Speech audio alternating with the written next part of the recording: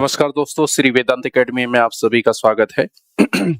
अब परीक्षा के दिन आपके और ज्यादा नजदीक आ गए हैं। ऐसे में आपको बहुत ज्यादा परेशान होने की जरूरत नहीं है, केवल उन्हीं चीजों पर फोकस करिए जो आपने पहले से पढ़ रखा है। इसके साथ साथ चलते फिरते आप कुछ करंट अफेयर्स के प्रश्नों को भी पढ़ते रहिए। अगर किस्मत बहुत अच्छा साथ आपका देती है तो इन करंट अफेयर्स के प्रश्नों में से कुछ प्रश्न आपकी परीक्षा में हो सकता है आ जाए, जिसके कारण से आपके नंबर या फिर आपकी जो स्कोरिंग हो वो आपकी जितने भी आपने सोचा है उससे थोड़ा सा ऊपर हो जाए। वेदांत एकेडमी का हमेशा से ये प्रयास रहा है कि वेदांत एकेडमी आपकी पढ़ाई को और बेहतर से बेहतर बनाए, उसमें सुदृढ़ता लाए, आपने जितना भी पढ़ रखा है उसमें और ज्यादा गहराई लाए, जिसके कारण से अगर कभी क्वेश्चन आपके बहुत डीप में या फिर थोड़ा सा जो आपने नहीं पढ़ा है वहां से पूछे जाए तो उन प्रश्नों को भी आप आसानी के साथ सॉल्व कर सके।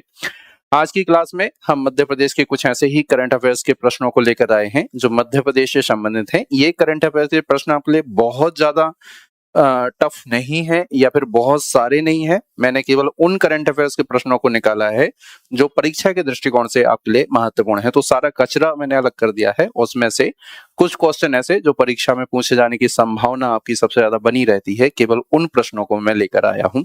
तो ये करंट अफेयर्स की एक पहली क्लास है। आगे की इस तरीके से 2-3 क्लासेस में और हम करंट अफेयर्स के इसी तरीके से थोड़े थोड़े प्रश्नों को सॉल्व करेंगे। किस्मत बहुत अच्छी रहेगी तो आपको बहुत सारी चीजें पढ़ने की जरूरत नहीं रहेगी, इन्हीं में से आपके लिए क्वेश्चन आ जाएंगे। तो इसमें केवल मध्य प्रदेश का करंट अफेयर्स कवर किया गया है, आपके लिए राष्ट्रीय करंट अफेयर्स कवर नहीं किया गया है। तो मध्य प्रदेश के करंट अफेयर्स जो जून 2023 से लेकर अक्टूबर 2023 तक का करंट अफेयर्स है वो इसमें कवर किया गया है। तो कुछ ही प्रश्न हैं जिनको आपको पढ़ना है, केवल उनके बारे में आप जानकारी ले लीजिए। उसमें से पहला जो क्वेश्चन है वो है, हाल ही में अमेरिका ने भारत को 100 ऐतिहासिक मूर्तियां लौटाई हैं, इनमें से मध्य प्रदेश की कौन सी मूर्ति को लौटाया गया है? तो अभी भारत सरकार और अमेरिका के बीच में एक समझौता हुआ था।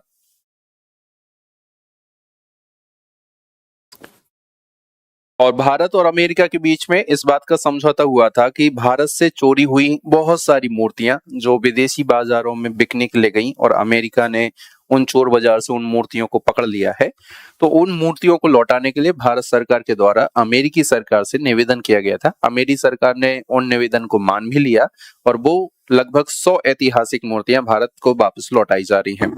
इन 100 ऐतिहासिक मूर्तियों में अगर आप देखेंगे तो मध्य प्रदेश की एक फेमस मूर्ति मानी जाती है। 100 ऐतिहासिक मूर्तियों में एक नटराज मूर्ति तो है ही, जो आपने कई बार पेपर में पढ़ा भी होगा। नटराज चोल कालीन एक मूर्ति मानी जाती है, शिव भगवान की एक प्रतिमा है जिसमें नटराज नृत्य करते हुए उनकी प्रतिमा है।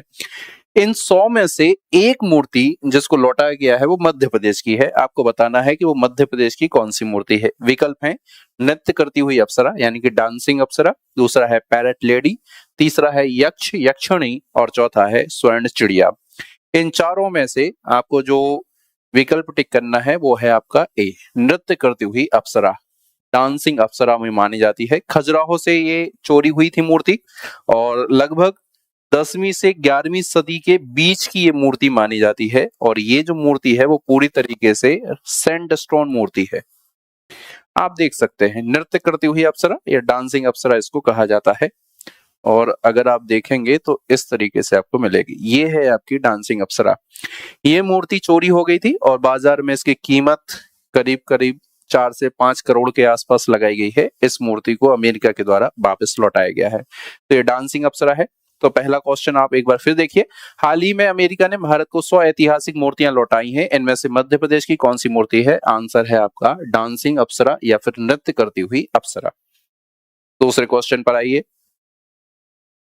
दूसरा क्वेश्चन है, समरसता यात्रा का संबंध निम्न में से किसके साथ है? अभी हाल में ही मध्य प्रदेश में समरसता यात्रा निकाली गई थी, उनमें से आप विकल्प देखिए। समरसता यात्रा का संबंध क्या अटल बिहारी वाजपेयी के साथ है, दीनदयाल उपाध्याय के साथ है, डॉक्टर BR अम्बेडकर के साथ है या फिर संत रविदास के साथ है?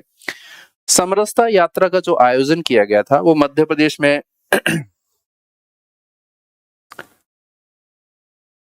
25 जुलाई से लेकर 11 अगस्त के बीच में किया गया था। इसकी शुरुआत मानी जाती है जावत से, जो नीमच जिले में है। यहां से शुरुआत हुई थी समरसता यात्रा की। जावद के बाद फिर ये पहुंची थी आपकी मांडव, जो धार जिले में है। इसके बाद श्योपुर गई थी, इसके बाद बालाघाट गई थी, इसके बाद पहुंची थी सिंगरौली, और फिर समरसता यात्रा समाप्त हुई थी सागर में। अगर आपको सागर के बारे में पता हो कि कुछ ऐसा खास हुआ हो सागर में वर्ष 2023 में, तो आप इस प्रश्न का उत्तर भी आप लगा सकते हैं। तो इन शहरों में समरसता यात्रा शुरू हुई थी, जावद से शुरू हुई थी और अंत में सागर में खत्म हुई थी। तो 25 जुलाई को जावद से शुरू हुई और 11 अगस्त को सागर में ये खत्म हुई थी। समरसता यात्रा के बारे में आपको कई बार पेपरों में पढ़ने को मिला होगा। उसका कारण ये है कि संत रविदास स्मारक स्थल बनाया जा रहा है मध्य प्रदेश के सागर जिले में। एक गांव है जिसका नाम है बड़तुमा गांव। उस बड़तुमा गांव में 100 करोड़ का एक मंदिर आप कह लीजिए या स्मारक टाइप का बनाया जा रहा है, जिसमें 4 गैलरियां होंगी, जिसमें से संत रविदास के जीवन को और उनकी प्रेरक कहानियों को उकेरा जाएगा उन गैलरियों में। इसके साथ साथ संत रविदास एकमात्र ऐसे हिंदुओं के संत माने जाते हैं जिनके पदों का संकलन गुरु ग्रंथ साहिब में किया गया है, जिनका संकलन श्री अर्जुन सिंह देव जो सिखों के गुरु हैं उनके द्वारा करवाया गया था लगभग 16वीं शताब्दी के आसपास। इसलिए संत रविदास के बारे में आपको विशेष रूप से थोड़ा सा ध्यान रखना है। समरसता यात्रा का संबंध जिस व्यक्ति के साथ माना जाता है उनका नाम है संत रविदास। समरसता यात्रा कब से कब तक चली थी, ये भी आपके लिए प्रश्न पूछा जा सकता है। तो 25 जुलाई से लेकर 11 अगस्त के बीच में चली थी। शुरुआत कहां से हुई थी, ये भी क्वेश्चन आ सकता है। तो आपका जावद। कहां पर समाप्त हुई थी, तो आंसर है उसका सागर। अगर कभी क्वेश्चन इस तरीके से पूछ लिया गया कि संत रविदास स्मारक कहां पर है, ऐसा कभी क्वेश्चन अगर पूछ लिया गया तो सागर उसका आंसर होगा। 100 करोड़ की राशि से यहां पर एक स्मारक निर्मित किया जा रहा है। समरसता का संदेश देते हुए इन्होंने एक समाज को सुधारने का संदेश दिया था कि समाज में हर व्यक्ति जो है वो एक जैसे होने चाहिए, बराबर होने चाहिए और सबके साथ एक समान भाव से प्रस्तुत होना चाहिए। इस कारण से इसी उद्देश्य को लेकर मध्य प्रदेश सरकार के द्वारा समरसता यात्रा भी निकाली गई थी और समरसता का संदेश देने के लिए संत रविदास स्मारक भी यहीं पर स्थापित किया जा रहा है। ठीक है, नेक्स्ट क्वेश्चन है आपका, मध्य प्रदेश सरकार ने किस वर्ष युवा नीति घोषित की है। मध्य प्रदेश सरकार की बहुत सारी नीतियां घोषित हुई हैं, उनमें से एक नीति है आपकी युवा नीति। आपको बताना है कि किस वर्ष मध्य प्रदेश सरकार के द्वारा युवा नीति घोषित की गई है। अब ये विकल्प हैं आपके 2020, 2021, 2022 और 2023। तो इनमें से आपको बताना है कि किस वर्ष मध्य प्रदेश सरकार के द्वारा युवा नीति घोषित की गई है।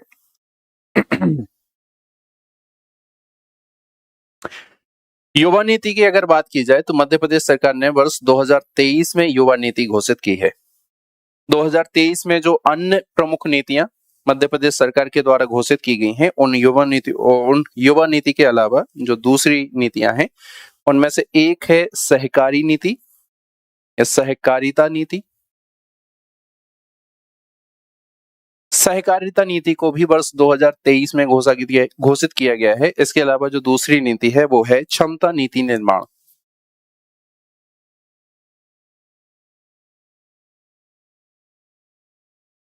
क्षमता निर्माण नीति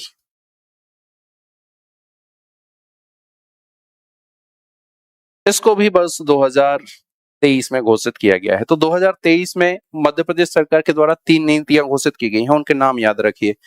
एक तो युवा नीति घोषित की गई है जिसमें युवाओं को रोजगार दिलाना, उनको गरीबी से बाहर निकालना, ये सब चीजें इसमें शामिल हैं। क्या हम करेंगे वो भी है और इसी युवा नीति का एक हिस्सा है मुख्यमंत्री सीखो कमाओ योजना। सहकारिता नीति भी घोषित की गई है 2023 में और 2023 में ही आपकी क्षमता निर्माण नीति घोषित की गई है। तो ये 3 नीतियां आप विशेष रूप से याद रखिए जो वर्ष 2023 में मध्य प्रदेश सरकार के द्वारा घोषित की गई हैं। तो तीसरे प्रश्न का आंसर होगा आपका डी। नेक्स्ट क्वेश्चन पे आ जाइए। क्वेश्चन है अर्जुन सिंह धुर्वे का संबंध किस जनजाति से है। ये बहुत ही महत्वपूर्ण क्वेश्चन है क्योंकि प्रधानमंत्री श्री नरेंद्र मोदी के द्वारा कई बार इस प्रश्न का जिक्र इन व्यक्ति का जिक्र किया गया है अर्जुन सिंह धुर्वे का। और ये इसलिए भी महत्वपूर्ण माने जाते हैं क्योंकि मध्य प्रदेश अधिकांशतः जनजातीय प्रदेश वाला राज्य है और जनजातियों को बढ़ाने के लिए मध्य प्रदेश सरकार के पिछले 5-6 सालों में प्रयास कुछ ज्यादा ही सराहनीय रहे हैं, इसलिए भी आपके लिए महत्वपूर्ण ये प्रश्न हो जाता है। अर्जुन सिंह धुर्वे का संबंध किस जनजाति के साथ माना जाता है और ये क्यों महत्वपूर्ण है, प्रधानमंत्री बार बार इनके नाम का जिक्र क्यों कर रहे हैं? इसके पीछे का जो आंसर है वो है आपका बैगा।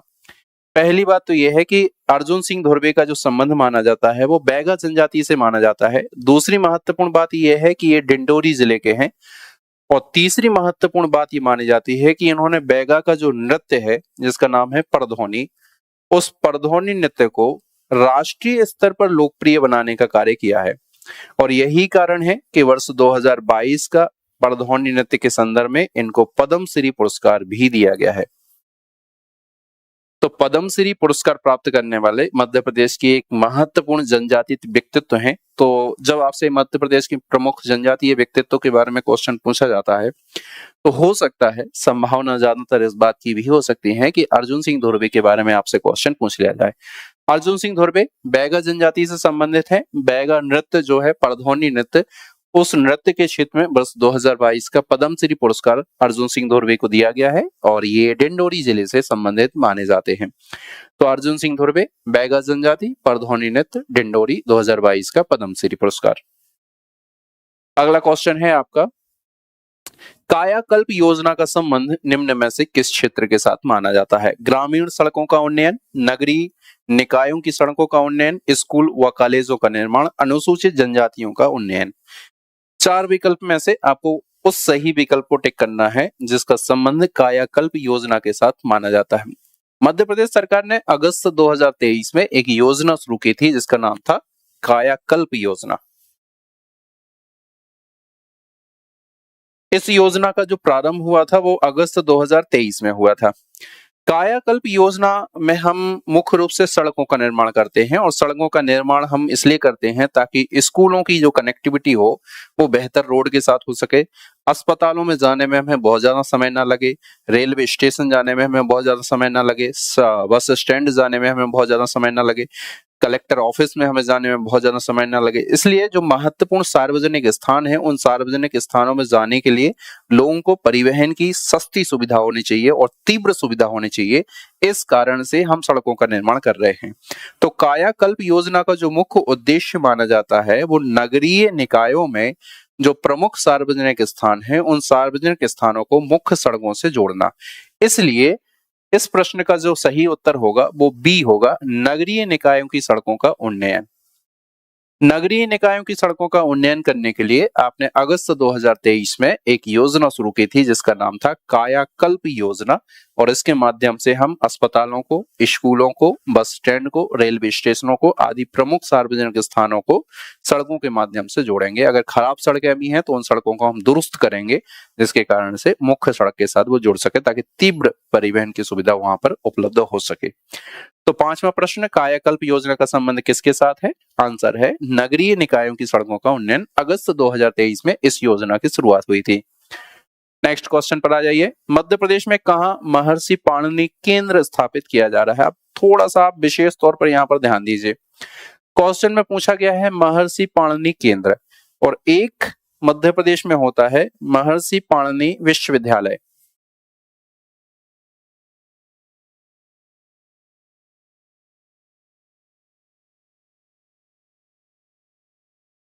महर्षि पाणिनि संस्कृत एवं वैदिक विश्वविद्यालय, ये अलग बात है। ये है आपका उज्जैन में। इसकी शुरुआत हुई थी 2008 में। एक महर्षि पाणिनि केंद्र भी स्थापित किया जा रहा है वर्ष 2023 में और महर्षि पाणिनि केंद्र जिस शहर में स्थापित किया जा रहा है आपको उसका नाम बताना है। विकल्प है आपके उज्जैन, दूसरा विकल्प है ग्वालियर, तीसरा विकल्प है रीवा, चौथा विकल्प है मैहर। इन 4 जिलों में से किस जिले में महर्षि पाणिनि केंद्र स्थापित किया जा रहा है? इसका सही आंसर है रीवा। रीवा में महर्षि पाणिनि केंद्र स्थापित किया जा रहा है जिसके माध्यम से आप संस्कृत का अध्ययन कर सकें और संस्कृत का अध्यापन कर सकें। संस्कृत के अध्ययन और संस्कृत के अध्यापन करने के लिए या फिर इन चीजों को प्रोत्साहित करने के लिए वर्ष 2023 में मध्य प्रदेश सरकार ने रीवा जिले में महर्षि पाणिनि केंद्र स्थापित करने का निर्णय लिया है।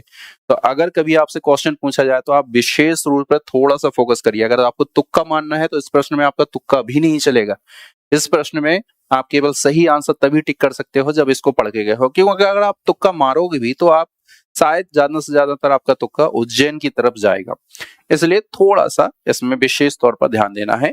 अगर क्वेश्चन पूछ ही लिया गया कि महर्षि पाणिनि केंद्र कहाँ स्थापित किया रहा है या फिर कहाँ पर है, तो इसका आंसर होगा आपका रीवा।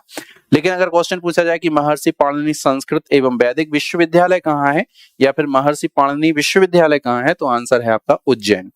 2008 में स्थापित किया गया था। तो छठवां क्वेश्चन, मध्य प्रदेश में कहाँ महर्षि पाणिनि केंद्र है, इसका आंसर है आपका रीवा। सातवां क्वेश्चन है, युवा प्रवासी दिवस कब मनाया जाता है। अब ये बात तो आपको पहले से ही पता होगी कि मध्य प्रदेश में वर्ष 2023 का 17वां प्रवासी दिवस मनाया गया है और मध्य प्रदेश के इंदौर शहर में मनाया गया है और धूमधाम तरीके से मनाया गया है। इसका मतलब है ठीक ठाक इसका आयोजन हो गया था। 17वें प्रवासी दिवस का जो आयोजन हुआ है वो इस उपलक्ष्य में होता है कि 9 जनवरी को महात्मा गांधी दक्षिण अफ्रीका से भारत लौटकर आए थे। तो उनकी इस चीज को याद करने के लिए हम 9 जनवरी को प्रवासी दिवस के रूप में मनाते हैं।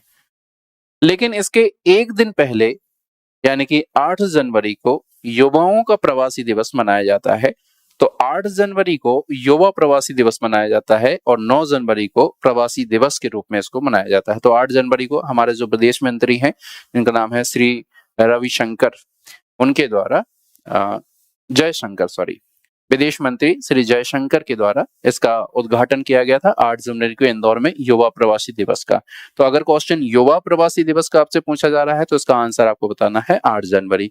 लेकिन अगर केवल प्रवासी दिवस के बारे में क्वेश्चन पूछा जा रहा है तो इसका आंसर आपको बताना है 9 जनवरी। ठीक है, तो 7वां क्वेश्चन, युवा प्रवासी दिवस कब मनाया जाता है, आंसर है आपका 8 जनवरी। 8वां क्वेश्चन है, निम्न में से किस शहर में खेलो यूथ गेम्स 2023 का आयोजन नहीं किया गया है। अब इसमें क्वेश्चन को पढ़ते समय आपको यही याद रखना है कि क्वेश्चन हमसे क्या पूछ रहा है। क्वेश्चन में पूछा गया है कि किस शहर में खेलो यूथ गेम्स 2023 का आयोजन नहीं किया गया है। ये बात आपको बहुत अच्छे से पता होनी चाहिए कि इस बार जो खेलो यूथ गेम्स हैं उसका आयोजन मध्य प्रदेश में किया गया है और खेलो यूथ गेम्स का आयोजन जो मध्य प्रदेश में किया गया है उसमें मध्य प्रदेश ने बहुत अच्छा प्रदर्शन भी किया हुआ है। कुछ कुछ गेम्स तो ऐसे हैं जिसमें मध्य प्रदेश की एक तरफा चली है, यानी कि दबदबा टाइप का रहा है। मध्य प्रदेश में इन यूथ गेम्स का जो आयोजन हुआ है वो मुख्य रूप से 8 शहरों में हुआ है। लेकिन इन 8 शहरों के अलावा एक शहर ऐसा भी है जिसका आयोजन मध्य प्रदेश में नहीं हुआ है। वो एकमात्र शहर जो मध्य प्रदेश में नहीं है उसका नाम है दिल्ली। साइकिलिंग वो एकमात्र खेल है जो मध्य प्रदेश में नहीं हुआ है,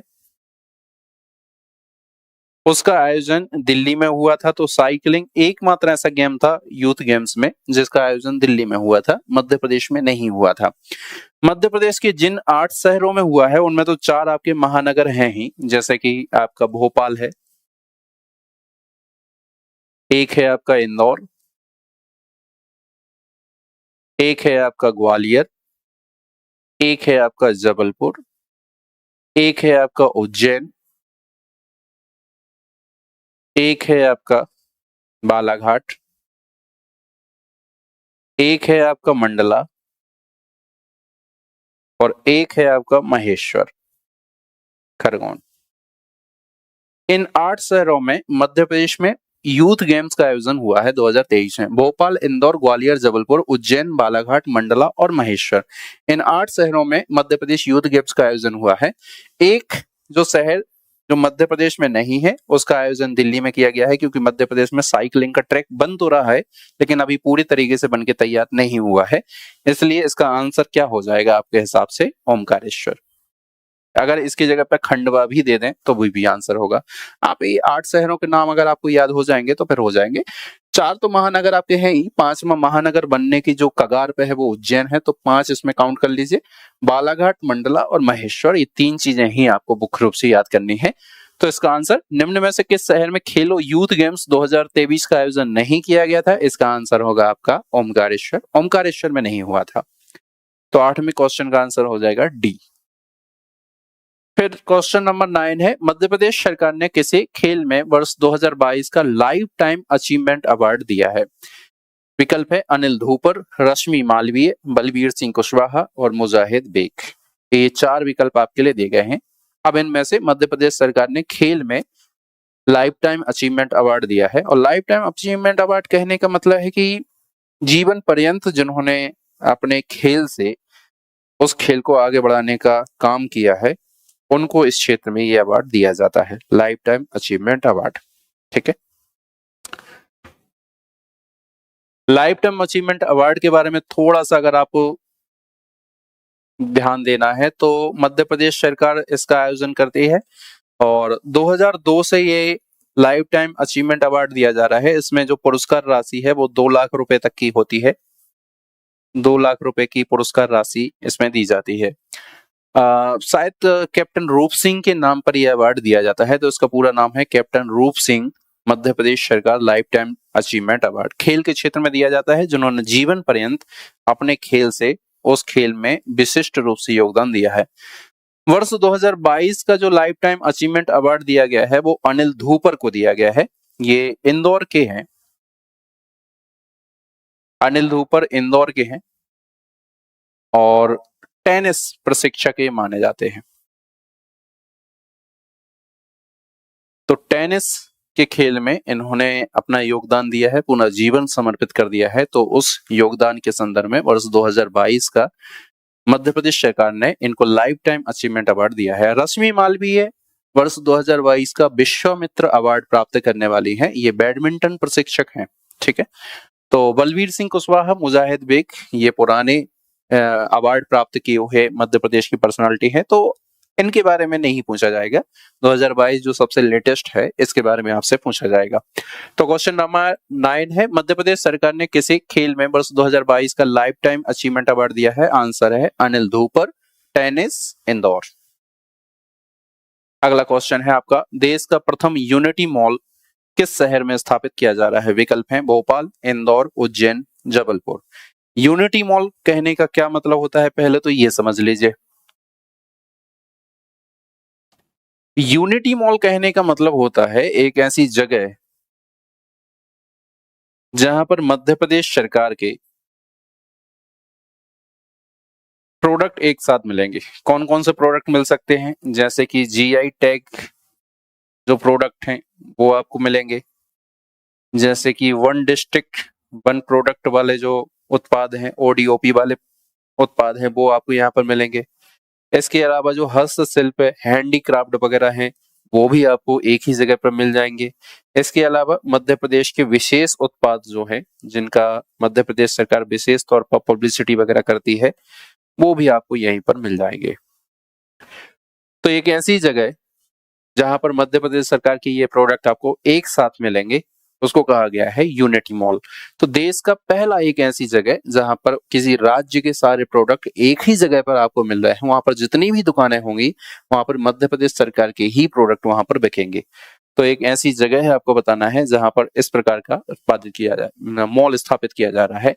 ये मॉल जो है वो देश का पहला माना जाता है, इसलिए थोड़ा सा और ज्यादा महत्वपूर्ण हो जाता है। आंसर है भोपाल, इंदौर, उज्जैन और जबलपुर। इसका सही आंसर है उज्जैन। कंफ्यूजन इसलिए ज्यादा होगा क्योंकि अगर आप तुक्का लगाओगे तो या तो भोपाल तक पहुंचोगे या फिर इंदौर तक पहुंचोगे। तो थोड़ा सा इन प्रश्नों को पढ़ने की ज्यादा जरूरत होती है, क्योंकि अगर आपने पढ़ के इनका उत्तर दिया तो वो आपके लिए ज्यादा सटीक हो जाता है। तो भोपाल, इंदौर, उज्जैन, जबलपुर में से यूनिटी मॉल कहाँ स्थापित किया जा रहा है? उज्जैन में। अगला क्वेश्चन है, हलमा मध्य प्रदेश की किस जनजाति से संबंधित है? हलमा एक ऐसी चीज है जिसका उल्लेख प्रधानमंत्री श्री नरेंद्र मोदी ने भी किया है। मध्य प्रदेश के जो भूतपूर्व मुख्यमंत्री हैं श्री शिवराज सिंह चौहान, उनके द्वारा भी इसका उल्लेख किया गया है।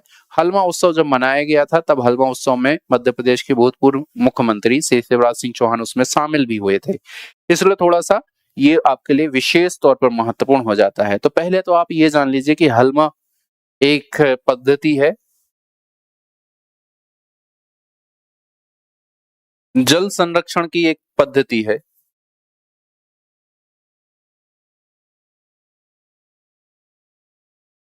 It's a technique of water conservation, जिसके माध्यम से कुओं और तालाबों का निर्माण किया जाता है। कुओं और तालाबों के माध्यम से जो हमारा अंडरग्राउंड वाटर है उसको रिचार्ज किया जाता है, उसको भरा जाता है, क्योंकि वर्षा ऋतु का पानी जब गिरता है तो उसमें इकट्ठा हो जाता है और धीरे धीरे धीरे सोख सोख के वो अंदर की तरफ चला जाता है।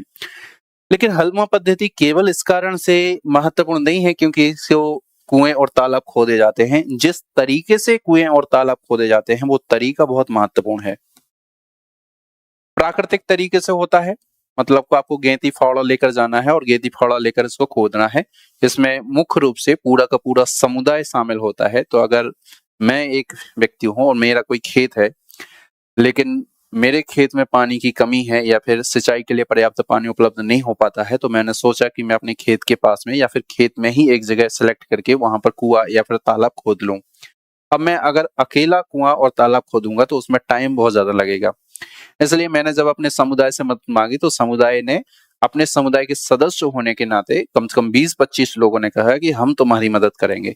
तो एक सामूहिक समरसता का एक महत्वपूर्ण उदाहरण माना जाता है, भ्रातृत्व का बहुत अच्छा उदाहरण माना जाता है, पारस्परिक संबंधों का, सामाजिकता का बहुत अच्छा उदाहरण माना जाता है, जिसमें एक व्यक्ति की सहायता करने के लिए पूरा का पूरा गांव आ जाता है। तो जो कुआं वो कम से कम 1 महीने में खोद सकता था, उसी कुएं को वो 5-6 दिन में खोद कर उसको दे देते हैं, जिससे समय भी बचता है और समय से फसल को सिंचाई भी हो जाती है। तो भ्रातृत्व का, समरसता का, सामाजिकता का एक महत्वपूर्ण उदाहरण, इसके साथ साथ प्रकृति में जल संरक्षण करने की पद्धति भी मानी जाती है। तो ये जो विशिष्ट तकनीक है या जो सीखने लायक, बाकी लोगों को सीखने लायक जो तकनीकी है वो भील जनजाति से मानी जाती है। इसलिए हमें जनजातियों को केवल इस दृष्टिकोण से नहीं देखना चाहिए कि वो पिछड़े हैं, बल्कि हमें इस दृष्टिकोण से भी देखना चाहिए कि उनकी वो पारंपरिक प्राकृतिक तरीके जिसके माध्यम से हम सीख ले सकते हैं। आज पूरी दुनिया जलवायु परिवर्तन को लेकर बात कर रही है, प्राकृतिक संरक्षण को लेकर बात कर रही है, लेकिन अगर हम थोड़ा सा भी इनसे सीख लें और इन चीजों को हम अपने जीवन में अप्लाई करें, हर व्यक्ति अप्लाई करे, तो हमें ये सब करने की शायद कभी जरूरत ही ना पड़े। स्पेशली भारत को तो जरूरत ना पड़े, दूसरे देशों का तो पता नहीं, लेकिन भारत अगर अपने पुराने तरीकों पर थोड़ा सा फोकस कर ले तो इन चीजों की कभी उसको आवश्यकता पड़ेगी ही नहीं। तो हलमा पद्धति का जो संबंध माना जाता है वो भील जनजाति के साथ माना जाता है। 12वां क्वेश्चन है, मुख्यमंत्री सीखो कमाओ योजना कब से प्रारंभ हुई है? एक महत्वपूर्ण योजना है मध्य प्रदेश सरकार की, और मध्य प्रदेश सरकार का ऐसा मानना है कि युवा या फिर व्यक्ति जितना सीखेगा उतना ही ज्यादा उसकी कमाई होगी, तो बेरोजगारी का स्तर धीरे धीरे घट जाएगा। इसलिए मध्य प्रदेश सरकार ने क्या किया है कि कुछ संस्थाओं को ये निवेदन किया है कि आप अपने संस्थाओं में कुछ व्यक्तियों को ट्रेनिंग देने के लिए बुलाइए। जैसे ही उनकी ट्रेनिंग कंप्लीट हो जाएगी उसके बाद वो खुद का बिजनेस स्टार्टअप शुरू कर सकते हैं और अपनी कमाई भी शुरू कर सकते हैं। तो इसमें 2 चीजें महत्वपूर्ण रहती हैं। मुख्यमंत्री सीखो कमाओ योजना में एक तो वो संस्था महत्वपूर्ण है जो किसी विशिष्ट चीजों का उनको प्रशिक्षण वगैरह देगी या फिर किसी कौशल का प्रशिक्षण देगी। दूसरा इसमें वो व्यक्ति जो सीखना चाहते हैं। तो मध्य प्रदेश के ऐसे व्यक्ति जो कुछ ना कुछ सीखना चाहते हैं और मध्य प्रदेश की या फिर दूसरी ऐसी कोई संस्था जो सिखाना चाहती है, दोनों ही चीजों का रजिस्ट्रेशन होगा। तो 17 मई 2023 को ये योजना शुरू हुई थी और इस योजना के अंतर्गत ऐसी संस्थाएं जो सिखाना चाहती हैं 7 जून से उनका रजिस्ट्रेशन प्रारंभ हुआ। ऐसे व्यक्ति जो सीखना चाहते थे 4 जुलाई से उनका रजिस्ट्रेशन हुआ और ऐसा कहा जा रहा है लगभग 36,000 के आसपास युवा इसमें अपना रजिस्ट्रेशन अभी तक की डेट में करा चुके हैं। लगभग 1200 के आसपास संस्थाएं ऐसी हैं जो इसमें अपना रजिस्ट्रेशन करा चुकी हैं। तो ये मध्य प्रदेश सरकार की सोच है कि अगर हमारे पास कौशल होगा, अगर हमारे पास किसी चीज को करने की कला होगी तो फिर हम खाली नहीं बैठे रहेंगे, कुछ ना कुछ ऐसा हम कौशल करते रहेंगे जिसके माध्यम से हम उसमें कमाते रहेंगे। तो मुख्यमंत्री सीखो कमाओ योजना कब से प्रारंभ हुई? इसका आंसर है 17 मई 2023। नेक्स्ट है, देश का प्रथम सिल्क टेक पार्क कहाँ स्थापित हो रहा है। अब ये मध्य प्रदेश सरकार की महत्वपूर्ण उपलब्धियां हैं, इसलिए आपको थोड़ा सा इस बारे में ध्यान रखना है। अब ये देश का पहला है, इसलिए थोड़ा सा और महत्वपूर्ण हो जाता है। तो देश का पहला सिल्क टेक पार्क कहने का मतलब क्या है, पहले तो इस बात को समझिए। सिल्क टेक कहने का मतलब ये होता है कि जहां पर महत्वपूर्ण रेशम, जैसे कि मलबरी,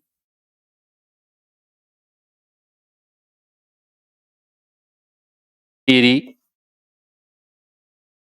मूंगा और शायद टसर एक नाम है, इन महत्वपूर्ण रेशम का उत्पादन भी होगा और संवर्धन भी होगा। उत्पादन प्लस संवर्धन किया जाएगा, उनको संरक्षण किया जाएगा, प्लस किसानों को इनके पौधों भी दिए जाएंगे। सहतूत जो एक पेड़ होता है,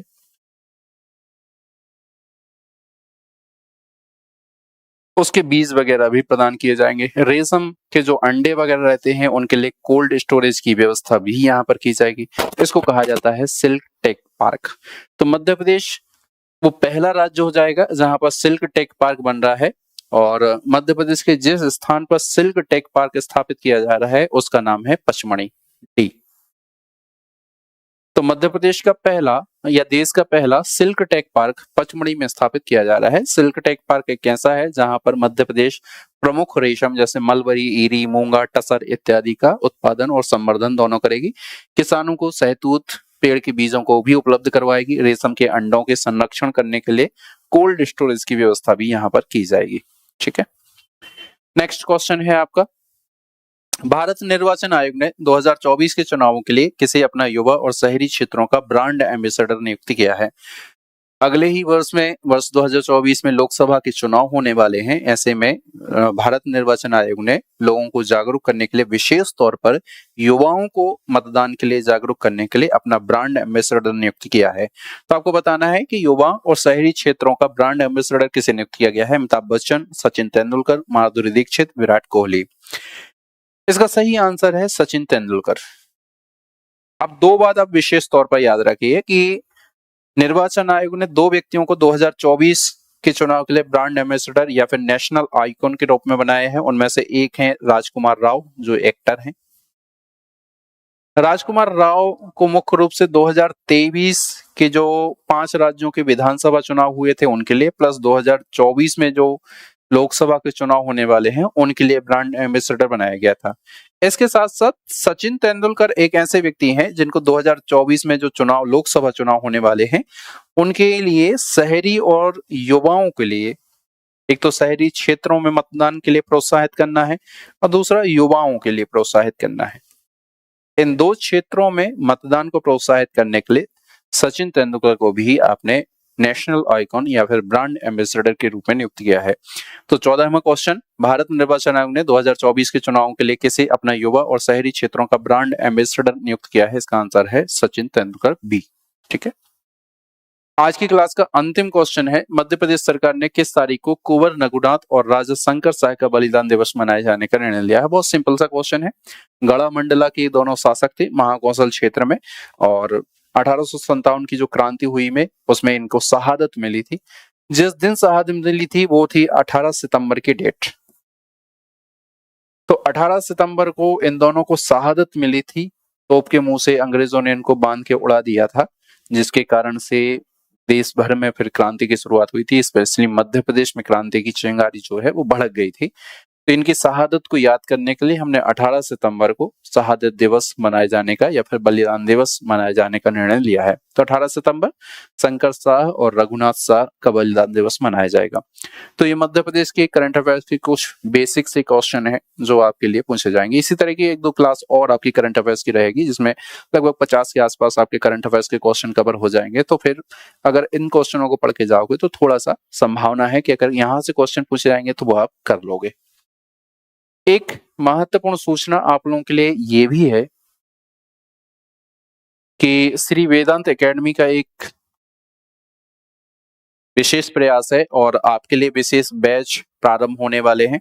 टारगेटेड बैच हैं जिनकी शुरुआत 25 दिसंबर से होने वाली है।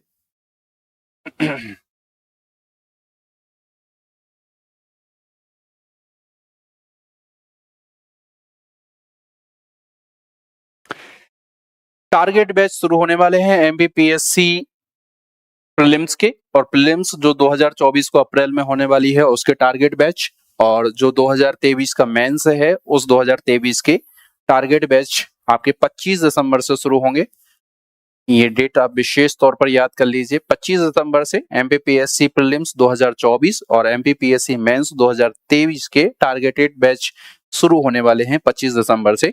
इसके अलावा अगर आप मुख्य परीक्षा में किसी सेपरेट सब्जेक्ट की तैयारी करना चाहते हैं तो वो सेपरेट सब्जेक्ट भी आपको अवेलेबल हैं।